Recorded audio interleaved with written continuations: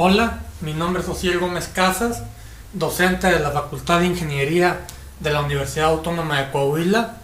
El día de hoy les presentaré el tema Análisis de la resistencia a la compresión en concretos hechos con cemento de sulfoluminato de calcio en distintos medios de curado, implementando el método los mínimos cuadrados. En agenda, como número 1, tenemos la introducción, 2, desarrollo experimental, 3, resultados, 4, implementación del método y 5, conclusiones. Introducción. En este trabajo se realizó el estudio de una serie de especímenes de concreto hechos con cemento de sulfoluminato de calcio, en el cual se implementará una serie de regresiones mediante el método de mínimos cuadrados para tratar de pronosticar la resistencia del concreto en función de sus componentes. El objetivo es comprobar si las regresiones son útiles para entender y pronosticar el comportamiento de la resistencia a la compresión con base en sus componentes a distintas edades de curado y en distintas condiciones de este mismo. Alcances. En los últimos años se ha prestado principal atención en el desarrollo de nuevos cementos que sean una sustitución total o parcial al cemento Portland ordinario, ya que este tiene una gran cantidad de emisiones a la atmósfera de CO2 y su consumo energético es demasiado alto. Una alternativa que se presenta como sustituto es el cemento de sulfoluminato de calcio. Un punto importante a analizar es el ataque de sulfatos y cloruros en los concretos, ya que estos producen degradación, fisuras, corrosión y otros aspectos que pueden degradar la resistencia mecánica del concreto.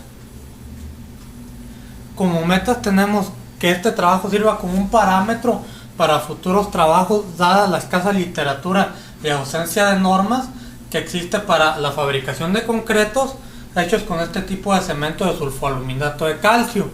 Otra meta es establecer un modelo matemático mediante el método de los mínimos cuadrados para cada tipo de curado, el cual nos va a permitir pronosticar la resistencia del concreto en función de sus componentes y del tiempo de curado.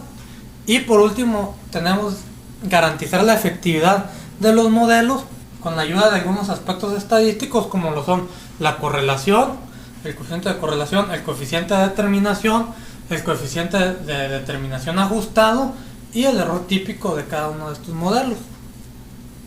Desarrollo experimental.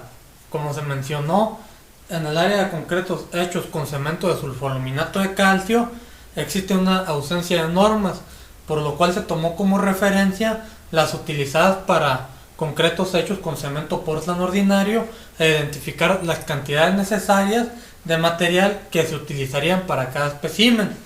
Una vez dicho esto, se procede a realizar algunas pruebas a los agregados que va a contener el concreto, como lo son módulo de finura, densidad relativa, porcentaje de absorción y de humedad, esto para agregado fino y agregado grueso. También se realiza la preparación de la mezcla y el curado de los especímenes, así como el ensayo de la resistencia a la compresión en determinadas edades de curado.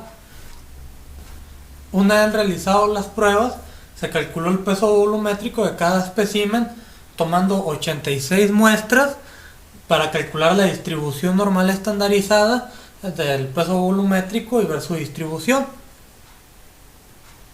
Como se observa, el 68% de los especímenes tienen un peso volumétrico que oscila entre 2.349 a 2.543 kilogramos sobre metro cúbico.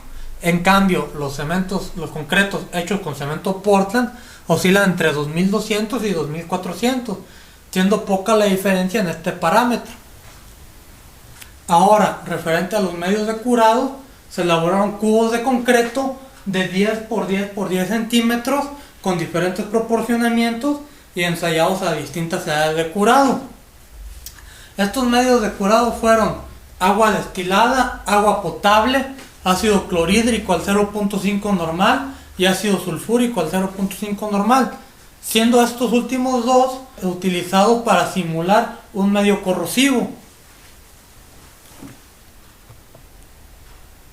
Pasando los resultados, como se muestra en la tabla 3, podemos ver los proporcionamientos que se utilizaron para cada tipo de concreto. En este caso fabricamos 3 tipos de concreto, el tipo A, B y C. Vemos qué cantidades se usó de cemento, agua, grava y arena, y las edades de curado que fueron 1, 7, 14, 28 y 90 días. Esto lo vamos a simplificar haciendo de las variables K1, que es la relación agua-cemento, y la variable K2, que viene siendo la relación arena-grava. Estas variables serían de entrada, al igual que el tiempo de curado. Nuestra variable de salida pasaría a ser la resistencia del concreto. Como lo vemos aquí, ponemos resistencia del concreto para los curados en agua potable, agua destilada, ácido clorhídrico y ácido sulfúrico, para los 3 casos. Una vez recabada la información, se implementa el método de los mínimos cuadrados, el cual, como su nombre lo dice, vamos a minimizar el cuadrado de una función que nosotros vamos a proponer, que en este caso su variable de salida sería la resistencia del concreto, y sus variables de entrada, las variables K1, K2 y el tiempo de curado, respecto de la resistencia del concreto obtenida mediante experimentación, que también depende de las variables K1, K2 y del tiempo, pero esto ya de forma experimental. En este caso pretendemos que tanto la función medida como la calculada tengan un error mínimo cuadrático. En este caso nosotros vamos a proponer un modelo de una ecuación de potencias, como se muestra en la ecuación 2, que dice que F'C es igual a A0 por K1 elevado a la A1 por K2 elevado a la A2 por el tiempo elevado a la A3, en donde calcular A0, A1, A2 y A3 pudiera ser un poco difícil trabajando la ecuación de esta forma, en la forma de ecuación de potencia. Esto se puede simplificar, trabajarlo, si linealizamos mediante las propiedades de los logaritmos. Y ya nos quedaría la ecuación 3, que es mucho más fácil de trabajar. Ahora se aplica la ecuación 1 a la ecuación 3 y tenemos la suma de errores cuadráticos de la función que propusimos en su forma linealizada. Lo que sigue es calcular los coeficientes A0, A1, A2 y A3, y esto se logra derivando el error cuadrático respecto de cada uno de los coeficientes, esto e igualarlo a 0, esto con la intención de minimizar el error de la función propuesta. Una vez vistos estos conceptos y aplicados a cada grupo de datos para cada tipo de curado, se resuelven las ecuaciones que se hayan generado y tenemos los modelos que se ven en las ecuaciones 8, 9, 10 y 11, a los cuales se les realiza un estudio estadístico, un análisis estadístico para ver qué tan eficientes son. Analizamos el coeficiente de correlación, que nos indica la correlación entre variables de entrada y variable de salida, el R cuadrado o coeficiente de determinación, que nos indica la variabilidad de los datos o la incertidumbre que el modelo describe del fenómeno, el R cuadrado ajustado, el cual nos indica el porcentaje de variación de la variable dependiente, que es explicado por todas las variables independientes en conjunto. Para finalizar, se calcula el error típico de cada uno de estos modelos, el cual nos va a indicar el rango de error que tendría cada modelo en cada predicción.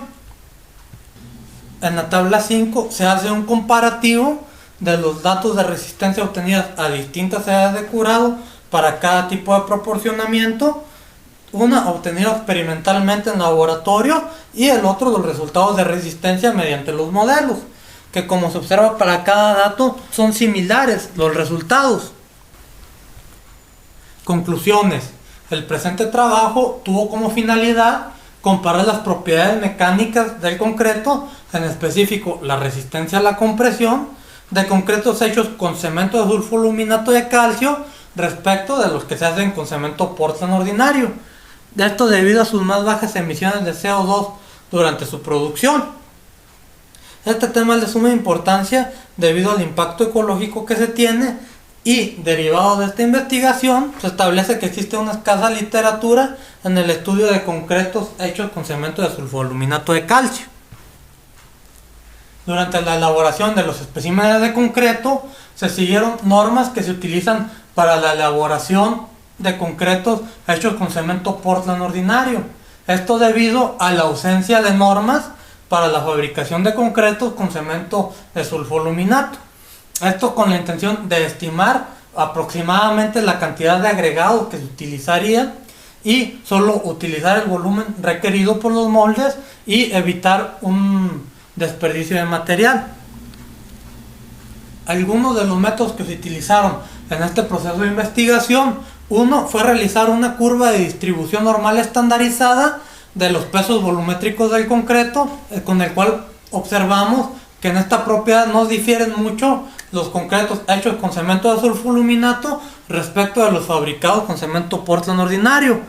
Otra herramienta que se utilizó fue el método de los mínimos cuadrados, el cual nos sirve para pronosticar la resistencia del concreto a distintas edades de curado en función de sus agregados. Esta herramienta nos pudiera servir en un futuro tal vez para fabricar normas y para hacer estimaciones de pruebas que aún no se han hecho. Todo esto sustentado en un análisis estadístico. Sin embargo, es importante complementar que para cada tipo de curado es necesario un modelo distinto. Como lo vimos en esta investigación, hay un modelo para los concretos curados en agua potable, destilada y en los ácidos, por lo cual también si cambiara el tipo de material, por decir el tipo de agregado, puede que los modelos también vayan a cambiar. Esto no sería un inconveniente si siempre se trabaja con el mismo lote de material. Y por último, es importante mencionar que los especímenes estudiados en agua potable y agua destilada tienen una evolución notoria de la resistencia a lo largo del tiempo, mientras que los que se curan en ácido clorhídrico y ácido sulfúrico mantienen resistencias a la compresión mucho más bajas durante edades avanzadas. De antemano les agradezco su atención y si tienen dudas, regístrenlas en los comentarios. Gracias.